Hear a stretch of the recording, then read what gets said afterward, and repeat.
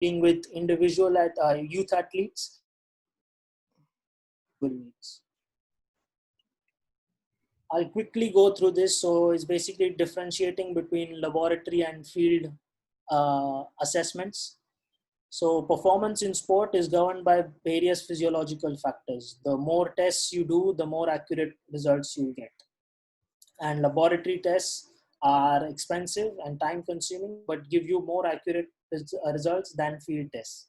This is obvious because you're testing in an environment which is controlled, in which you are directly measuring what needs to be measured.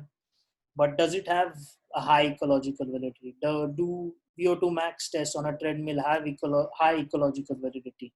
Are those tests replicating the same movements you get in football? Maybe no, but then again, you need to consider all these factors and plan your monitoring or testing protocol with keeping in mind the time, money, and effort required. The main laboratory tests are, but these are not limited to, like I said, the incremental treadmill tests to measure VO2 max, isokinetic dynamometer to measure physical muscle strength, force platforms, and reaction tests. Force platforms are something that if you have a portable force platform, which we did in Chennai, it can give you a lot of information regarding power and also readiness to train. So sometimes we do used to measure players' readiness to train after a game, depending on what result they get in a force platform test. So basically how the result affects their day-to-day training needs is also something monitoring can help us in. And the best time to do it is during pre-season and post-winter break. So this is especially when you have a lot of time. So pre-season, you may get time to take your players to a laboratory and test them. But during the season, when matches are almost every week or every midweek as well, you won't get much time. And that's when the physical assessment becomes easier.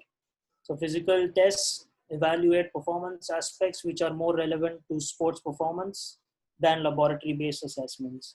I've included football over here because the article was based on football players, but it is, I think, general for all sports. And it is easier to conduct, inexpensive, and you can test a large group of people at once. And this is very important because if you can test a large group of people, so you can test a whole team on one day in one sitting, it's you win most of the argument of having to take permission from your coach to test these players. Because the first thing you'll say, how long is going to take? Will I have to take my players out of training? With field assessments, you can test the entire team at the same time. There are also environmental conditions, surface and human error may affect reliability and validity. So if you're choosing a measurement or a test which has been tested in an indoor environment, how will your results influence when you take the same test outdoors? Or for example, if you measured and then for some reason you don't have that facility and you test them outdoors, what sort of difference you get in the results? These are the things you need to consider. Human error is basically, the main example is stopwatch. So if you are measuring, for example, 30-meter sprint times, if you are using a stopwatch as opposed to speed gates, you will find there is more error in your result or the data you get if you do it manually with a stopwatch. And it can be conducted in pre-season and in season. So like I said, because you're saving a lot of time and effort, you can test them between the season as well. These are aspects which our physio at Chennaiyin FC used to monitor. So I've included these as practical assessments. Plank test or the core strength test is very simple, effective. We used to do it almost 4 times a year. We used to do it in pre-season, before the players went off for their winter break, after they came back, and again when they leave at the end of the season. Uh, Count of movement jump or squat jump, like I said, we had a uh, very easy way of measuring it because of a portable force platform.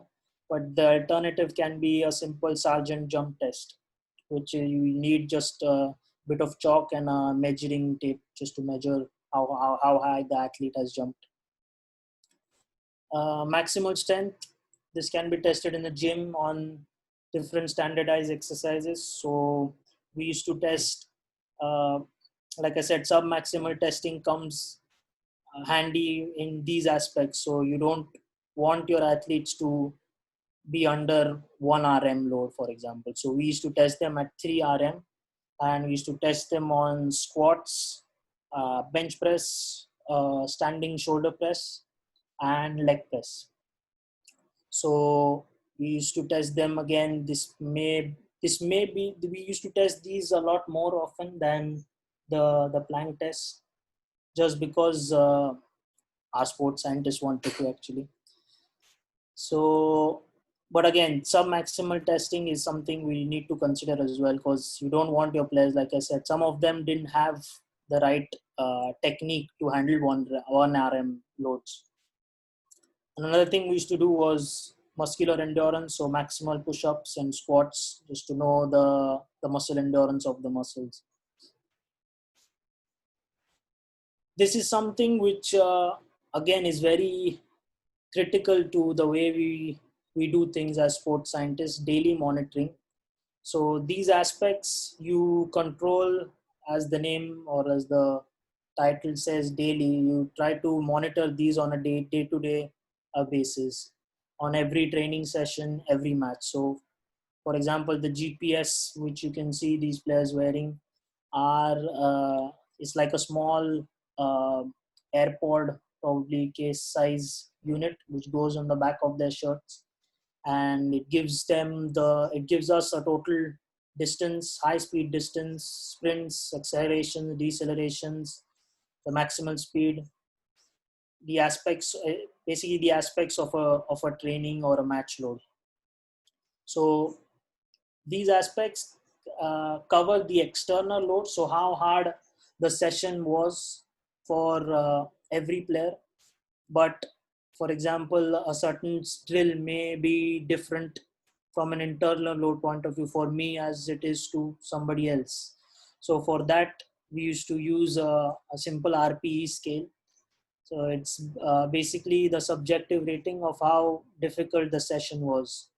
And you get the score, so you are measured. So at the end of every training session, I used to go around with a piece of paper and ask uh, every individual player how hard they felt the training session was. So they used to give me a rating from 0 to 10, and that rating was then multiplied by the duration, which gives us an estimate of the training load. But then we used to compare that with the GPS data, and we used to get a good measurement or an estimate of the training load. But again, RP is something which is very easy to use if you don't have GPS.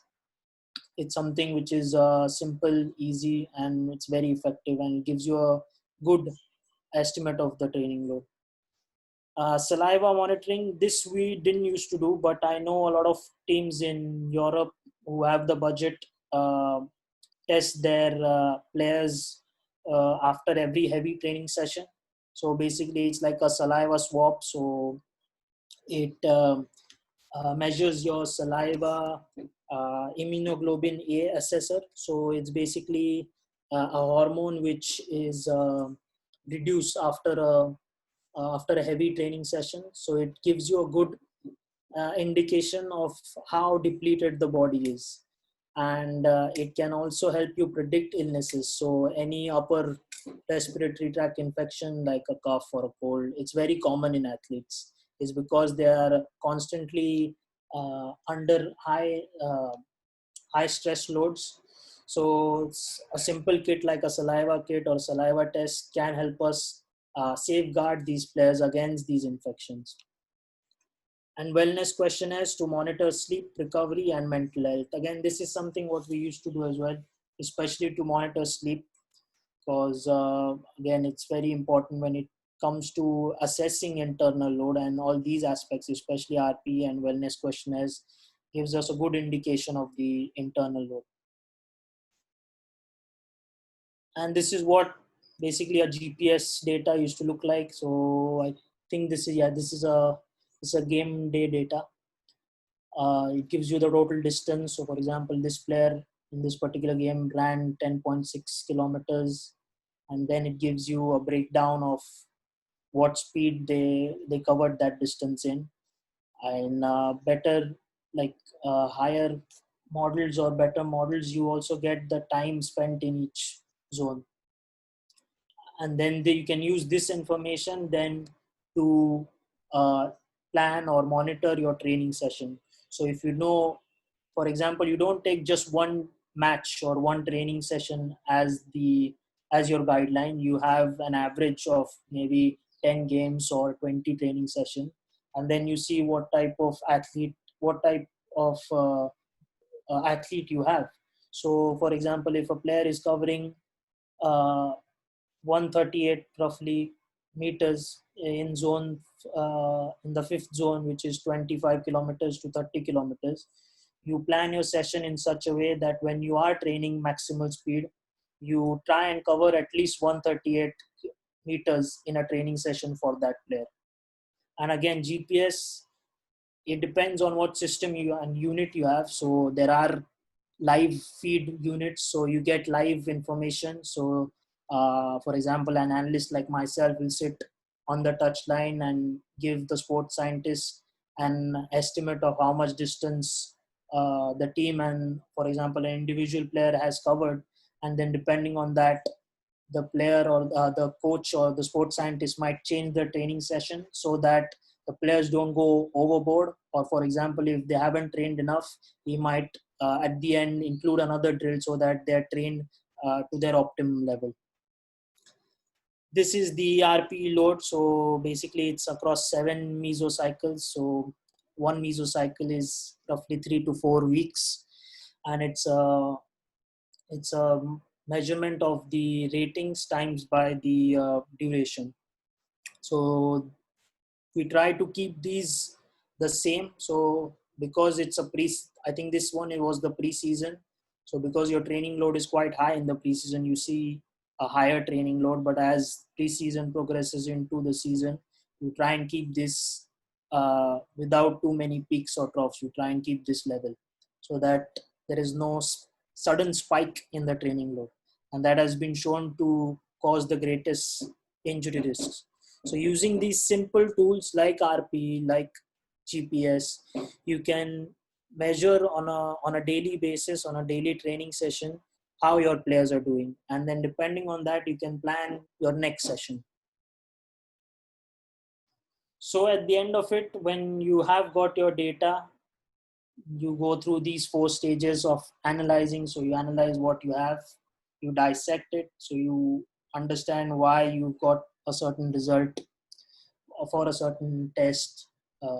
Then you apply it, you either change or keep your training module the same. And or if you want, you can give an individual extra work to do. So you apply whatever result or information you have into your training session, and then you disseminate. So this is basically spreading the information. So it is equally important the way you tell your players and coaches this information, because you need to consider that these guys, players and coaches, are not sports scientists or they are not physiotherapists. So they may not know what VO2 max is. They may not know what core stability is.